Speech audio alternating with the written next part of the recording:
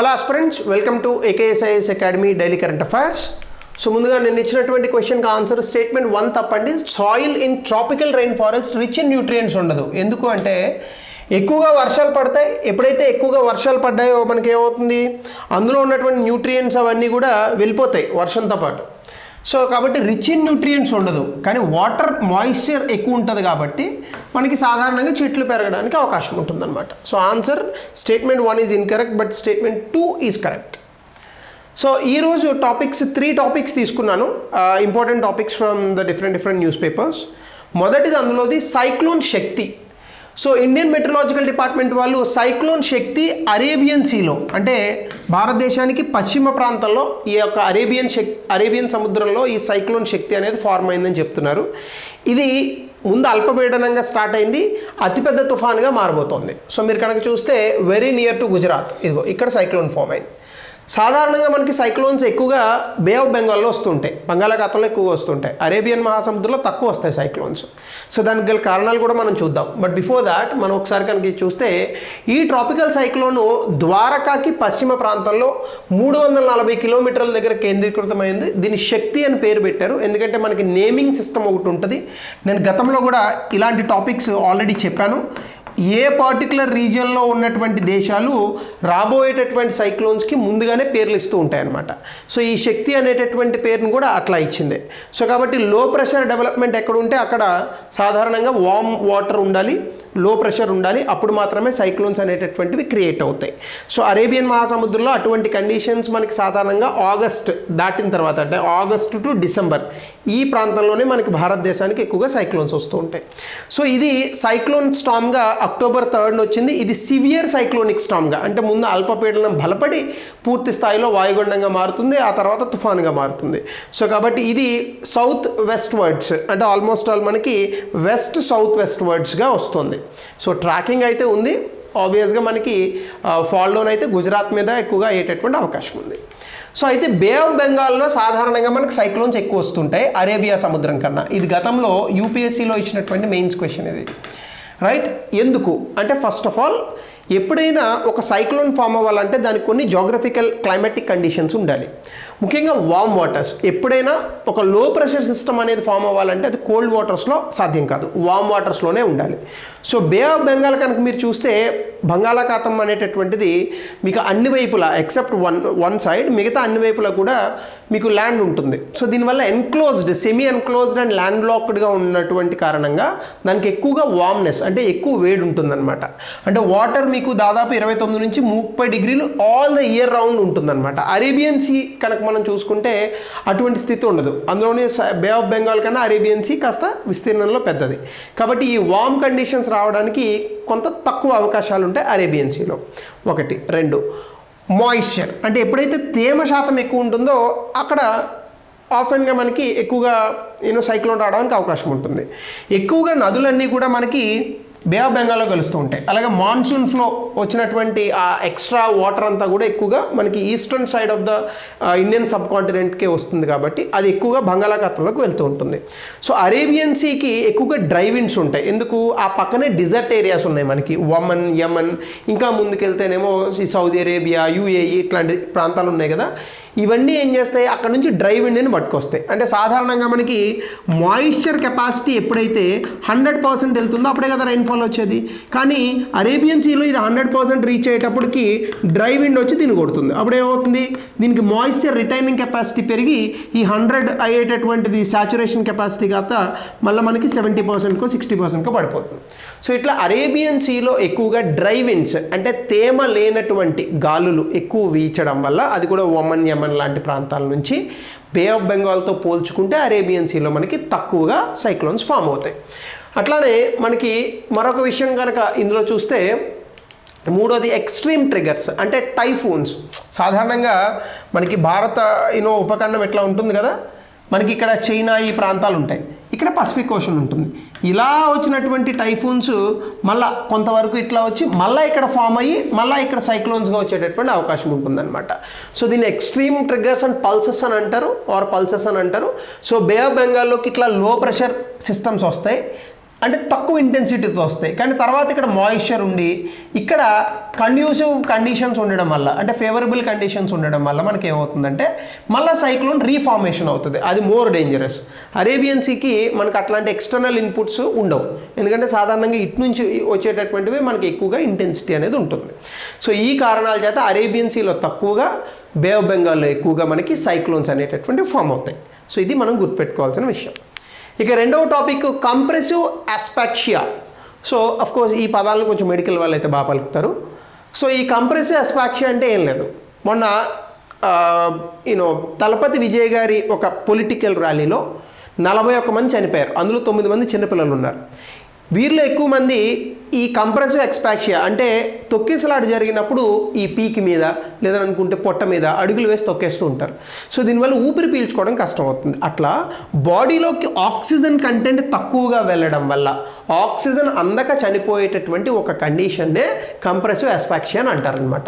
ఈ కారణం చేతనే తొక్కిసలాట జరిగినటువంటి దళపతి విజయ్ యాక్టర్ ర్యాలీ ఏదైతే ఉందో తమిళనాడులో, ఇక్కడ ఇలా చనిపోయారు ఎక్కువ మంది అని ఒక రిపోర్ట్ మనకి చెప్తోంది. సో మోస్ట్ డెత్స్ అన్నీ కూడా ఈ కంప్రెసివ్ అస్పాక్సియా వల్లనే జరిగాయట.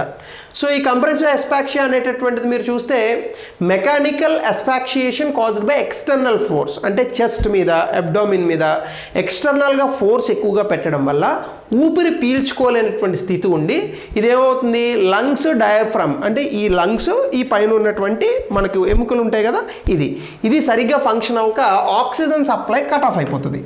ఆక్సిజన్ సప్లై ఎప్పుడైతే కట్ ఆఫ్ అయిపోయిందో మనకి ఏమవుతుంది, బాడీలోకి ఆక్సిజన్ వెళ్ళదు. సో కాబట్టి ఆక్సిజన్ వెళ్ళకపోతే రక్త ప్రసరణ ఇవన్నీ సరిగ్గా జరగవు. కాబట్టి ఈ లిప్స్ అట్లానే ఇంకా బాడీలో రకరకాల ఫేస్ కానీ హ్యాండ్స్ కానీ ఇవన్నీ కూడా గ్రీన్ కలర్లోకి మారిపోతాయి. సో అట్లాంటి దాన్ని కంప్రెసివ్ అస్పాక్సియా అంటారు. సో ఇది స్టాంపీడ్స్లో క్రౌడ్ ఎక్కువగా మీద పడిపోయినప్పుడు, హెవీ వెయిట్ మీద పడినప్పుడు అట్లాంటి సందర్భాల్లో జరుగుతూ ఉంటాయి. సాధారణంగా ఒక స్క్వేర్ మీటర్కి 6 నుంచి 7 పర్సన్స్ ఉంటే ఈ కంప్రెసివ్ అస్పాక్సియా వచ్చేటటువంటి అవకాశం ఉంటుందన్నమాట. సో ఆక్సిజన్ సప్లైని బ్లాక్ చేయడాన్ని ఈ కంప్రెసివ్ అస్పాక్సియా అంటారు. సో బ్రెత్ అందదు, ఊపిరి అందదు, చెస్ట్ టైట్ అయిపోతుంది, డిజీనెస్, కళ్ళు తిరుగుతాయి. అందుకే మీకు ఎప్పుడైనా చూడండి వెంటిలేషన్ ఉండాలి రూమ్లో. వెంటిలేషన్ లేకపోతే ఏమవుతుంది, కార్బన్ డైఆక్సైడ్ పెరుగుతుంది. కార్బన్ డైఆక్సైడ్ ఎక్కువ పెరిగితే ఊపిరి ఆడదు. సో కాబట్టి బ్లూ స్కిన్ అయిపోతుంది, అట్లానే లో ఆక్సిజన్ వెళ్తుంది, CO2 ఎక్కువగా బిల్డప్ అయిపోతుంది, అన్కాన్షియస్ అయిపోతారు, ఆర్గాన్స్ ఫెయిల్యూర్ అయిపోతాయి, మనిషి చనిపోతాడు. సో దీనికి ట్రీట్మెంట్స్ ఏమి ఇవ్వాలంటే ఇమీడియట్గా ఆ ఫోర్స్ ఏదైతే క్రష్ చేస్తుందో ఆ ఫోర్స్ని తొలగించాలి, ఆక్సిజన్ సపోర్ట్ ఇవ్వాలి, లేదా CPR అంటారు, ఇట్లా గుండె మీద పెట్టి ఒత్తుతూ ఉంటారు ఇట్లా. సో ఆ CPR వెంటనే చేయాలి. అట్లాగనే అడ్వాన్స్డ్ ఎయిర్ఫే మేనేజ్మెంట్ ఉంటుంది, సాధారణంగా ఆక్సిజన్ అది పెడుతూ ఉంటారు, లేదా ముక్కులోకి ట్యూబులు పెడుతూ ఉంటారు, లేదా నోట్లోకి పెట్టి గాలి ఊతూ ఉంటారు. సో ఇట్లాంటి కొన్ని ఏవైతే ఉంటాయో ఇమీడియట్గా ఎమర్జెన్సీ రెస్పాన్సెస్ అనేటటువంటివి ఇవ్వాలి. హాస్పిటల్ కేర్లో కూడా మనకి వెంటిలేషన్, ఆర్గాన్ డ్యామేజ్ ట్రీట్మెంట్ ఇవన్నీ చేస్తే త్వరగా బ్రతికేటటువంటి అవకాశం ఉంటుంది. లేదని అనుకుంటే మనిషి మరణించేటటువంటి అవకాశాలు చాలా ఎక్కువగా ఉంటాయి because of this compressive asphyxia. So దీని కారణంగానే ఇప్పుడు 41 మంది చనిపోయారు. Who will take the responsibility ఎవరికి తెలియదు.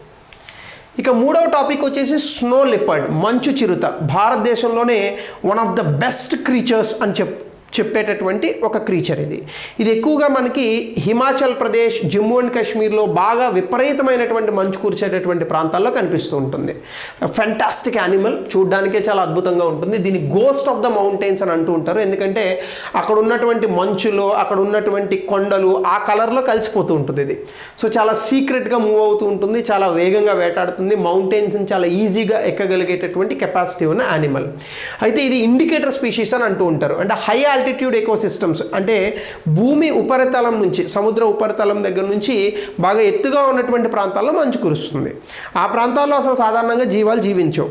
కానీ అలాంటి ప్లేసెస్కి, కండిషన్స్కి కూడా అడాప్ట్ అయ్యేటటువంటి కొన్ని జీవాలు ఉంటాయి, లైక్ స్నో లిపర్డ్, అక్కడ బతికేటటువంటి బైసన్, గోట్, ఇట్లాంటివి కొన్ని యానిమల్స్ ఉంటాయి అన్నమాట.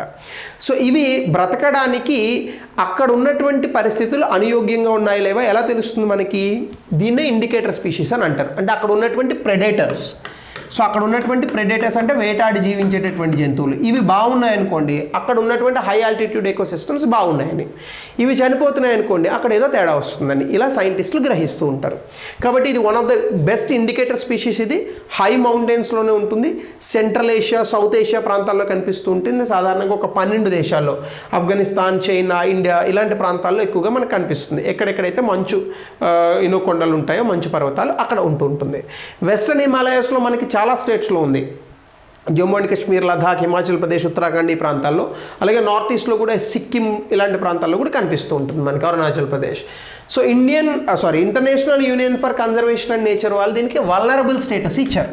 అయితే ఇటీవల కాలంలో ఏం జరిగిందంటే, గతంలో ఇవి భారతదేశంలో కేవలం 51 ఉండేవట, ఇప్పుడు 82కి వీటి సంఖ్య పెరిగింది. So it's a fantastic thing. అంటే వీటి యొక్క సంతతి వృద్ధి చెందుతోంది. సో కాబట్టి మనం పెద్దగా భయపడక్కర్లేదు ఈ యొక్క స్పీషీస్కి సంబంధించి. సో దీని ఫిజికల్ ట్రైట్స్ చూస్తే చాలా వైట్ కోట్ ఉంటుంది, వైట్ టు గ్రే కోట్ ఉంటుంది. సో డార్క్ రోజెట్స్ ఉంటాయి, ఒంటి మీద ఒక చిన్న డార్క్ సింబల్స్ ఉంటాయి. చాలా కమఫ్లేజ్ అంటే ఒక ముసుగు వేసుకున్నటువంటి దొంగోడిలాగా ఇది ప్రయాణిస్తూ ఉంటుంది. ఆ మంచులో, ఆ పర్వతాల్లో కలిసిపోతుంది. అసలు అక్కడ యానిమల్ ఉందనే చాలామందికి తెలియదు. సో అంత కెమోఫ్లేజ్ ఉంటుంది. సో దీన్ని గోస్ట్ ఆఫ్ ద మౌంటైన్స్ అంటారు, ఎందుకంటే ఆ మౌంటైన్స్లో కలిసిపోతుంది స్నో లిపర్డ్ అనేటటువంటిది. దీనికి చాలా అద్భుతమైన హిండ్ లెగ్స్ ఉంటాయి, 6 times బాడీ లెంగ్త్. అంటే దాని బాడీ లెంగ్త్ ఒక 5 meters వేసుకుంటే అంతకి 5 ఇంతలు దూకగలిగేటటువంటి శక్తి ఉన్న యానిమల్ అనమాట. సో చాలా అద్భుతంగా వేటాడి ఈ ప్రాంతాల్లో బ్రతకగలుగుతుంది. సో ఇది కార్నివోరస్ అంటే షీప్, హిమాలయన్ ఎబెక్స్ ఇట్లాంటి యానిమల్స్ని వేటాడి తింటూ ఉంటుంది. సాధారణంగా ఇది లార్జ్ రేంజెస్, టెరిటరీ చాలా పెద్దది ఉంటుంది.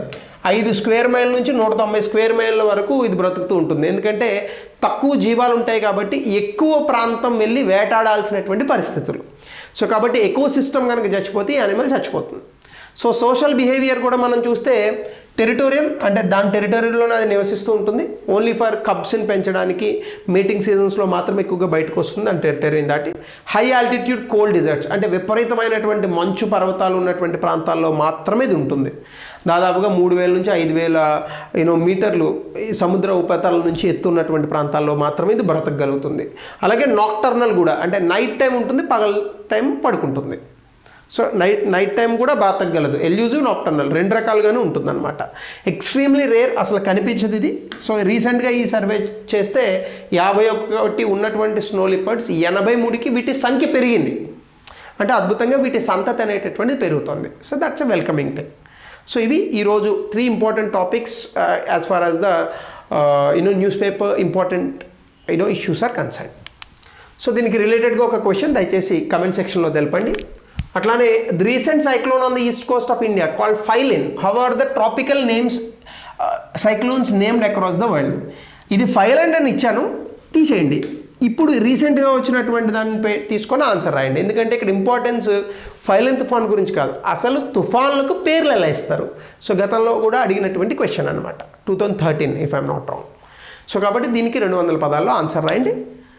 ఇంకా any other topics which you like me to discuss in the class, దయచేసి కమెంట్ సెక్షన్లో తెలపండి. So thank you, have a nice day, will meet in the next session.